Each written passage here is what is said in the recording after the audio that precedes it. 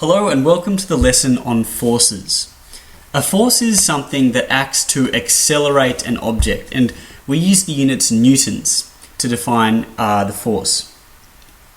Now, an acceleration is a change in velocity. So say you were out on a patch of grass and you were looking at a ball, and then you looked away, and when you looked back, the ball was rolling away with velocity v. In the interim, some force must have been applied to the ball, like this. If there were no force applied to the ball would not have gained any velocity, and since the ball gained velocity, there must have been a force. Likewise, force is a vector, not just a scalar. So if you had a ball rolling in this direction, and then it had a force applied to it in this direction, the final velocity is going to be something like that. It's going to include the original velocity here along the bottom, which is equivalent to this velocity, and it's going to include this change in velocity here.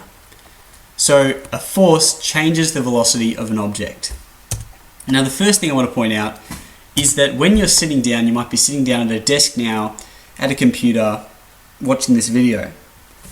You have a force applied to you by gravity, and it's given by m, your mass, multiplied by the gravitational constant, which is g, which is around 10 at the Earth's surface. But you're not accelerating, if we're looking at it as a very simple frame. You're not accelerating down into the Earth. Hopefully you're not. If there was some kind of earthquake, you might fall through the floor, but that would be because the normal force that is pushing you up was not there. So normally this normal force is there. And that is what stops you falling into the Earth. The normal force is competing with the gravity force. The gravity force is pulling you down, the normal force is pulling you up. Together they sum to zero. So although forces do accelerate an object, if two forces or three forces or any number of forces sum to zero, the object does not move. So I'll put that in there. If A equals zero, if the object is not accelerating, the sum of forces, so we use this sign, the sum of forces is equal to zero. So in this example here, we'll do a quick working out of what's going on. Say this person was 80 kilograms. mg, the weight force, is going to equal 80 times 10, that's 800. And if this person truly is not accelerating, if A is equal to zero, that means the normal force is equal to the weight force. The normal force is equal to 800 newtons. So that's a way of saying, hey, if the person's not accelerating, we can figure out how the forces do cancel each other out. Let's have a look at Newton's second law, the most famous equation. F equals ma. Or another way to write this, F over m equals A. So to explain this, let's think of a car, and it's speeding off down the highway. Starts with u, the initial velocity, and then achieves velocity v. We know that there has been some kind of acceleration, so the acceleration is given by v, take u, on t. If the car has a big force applied to it and the force goes up, you expect the acceleration to also increase. So the bigger the engine in here, the greater the acceleration. Now, if the car was also very, very heavy, if m was going up, well, if you divide by a bigger number, acceleration goes down. So acceleration is bigger if the force is bigger, and acceleration is bigger if the mass is smaller, or acceleration is smaller if the mass is bigger. Sorry, I hope I did that correctly. A goes down if m goes up. And we can use this principle in our working out of certain systems. Say I had a mass of 10 kilograms here, and it was accelerating in this direction. A equals 5 meters per second squared. It was a 10 kilogram mass. F equals MA. MA equals 10 times 5. The force equals 50 newtons. And that would be, of course, the net force, the total force, because we could have, a few forces acting on this thing that all sum to give this force down here. So we've got a 50 Newton force pulling a 10 kilogram block. It's accelerating at 5 meters a second squared. Now let's look at another block here. Same force, 50 newtons, but this block we'll say is 5 kilograms. F equals MA, 50 equals 5 times A, divide both sides by 5, 10 equals A. So acceleration equals 10 meters per second squared. Compare these two accelerations. The same force, but if one block is half the weight, half the mass, we'll say half the mass of the other block, it accelerates twice as fast. That is what F equals MA tells us. Now let's look at a box sitting on a smooth surface being pulled, and we'll see how sometimes there can be hidden forces that we accidentally ignore. So I'll sketch this box.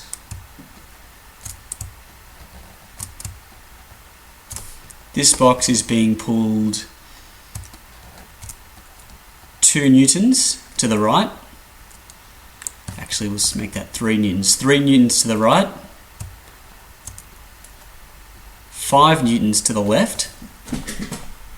And they ask us, what is the acceleration? Well, first of all, this box, we'll say it has mass M equals 10 kilograms. We know it must have some weight force acting on it, and that is going to be 10 G, which equals 100 newtons. This box is not moving up or down, so the normal force here must be keeping the box from drifting off the plane or into the plane. We know that all the forces have to balance out in the vertical direction. Neither of these forces act in the vertical direction, so they can't help, but the normal force has to balance out perfectly with the weight force. So the normal force has to equal 100 newtons. So 100 newtons up and 100 newtons down. The box does not move in this direction. But of course, the horizontal forces don't have to be balanced. The box can slide horizontally on this surface. So if we have 5 newtons to the left, we take away the 3 newtons that are resisting it to the right, and we end up with 2 newtons to the left. That is the net force. So the net force equals 2.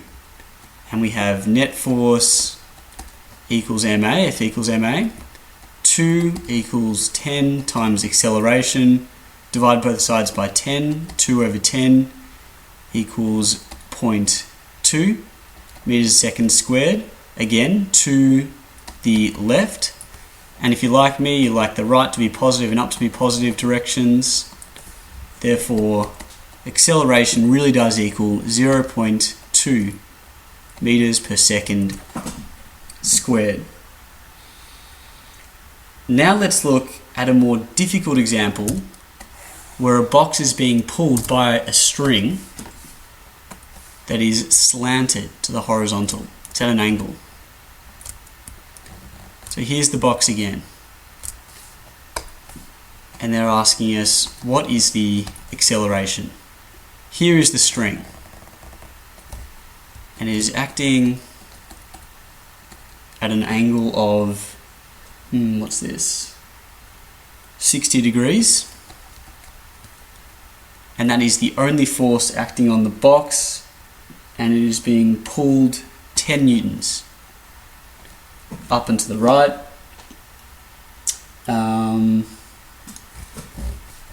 Actually, we'll add another force in here. No, we won't. We'll leave it as this. So 10 newtons up and to the right. What is the acceleration of this box? Now, if we fail to account for the gravity and normal forces here, we'd expect the next picture of this box to be something like this. The box floating off the page, off the plane, up into the air. But it's not going to do that, because the mass of the box, M, is equal to what was it last time? 10 kilograms. 10 kilograms. So it has a weight force of 100 newtons. And it also has some kind of normal force acting. Now, if this box really is not moving off the plane, then the normal force and the upward force of this string here will cancel out the 100 newtons. It will equal 100 newtons. The first thing I want to explain is this force over here can be broken up into two separate forces, one horizontal and one vertical. The horizontal is given by cos 60 degrees times 10, this 10 being the force here, cos 60 degrees coming from this angle, and the vertical component is sine 60 degrees 10. The vertical component, sine 60 degrees 10, is equal to 8.6 newtons, and cos 60 degrees 10 is equal to 5 newtons. So the upward forces, this and this, has to be equal to the downward forces, this here. So N plus 8.6 has to equal 100. Therefore, N is equal to, what's this, 91.4 newtons. That is the normal force. That is the force required to stop the box sinking into the plane. And of course, now we can find the acceleration of the box horizontally. So if this was vertically, now we have horizontally. The horizontal forces on the box is simply given by this component of that string force, which is 5 newtons to the right, or just positive 5 newtons. Net force equals MA, 5 equals 10A, A equals positive 2 meters per second squared. So this box is accelerating at 2 meters per second squared, which means 2 meters per second squared to the right. In this way, we can see that forces, even when there's more than one force acting, you can always distill that down to a single net force.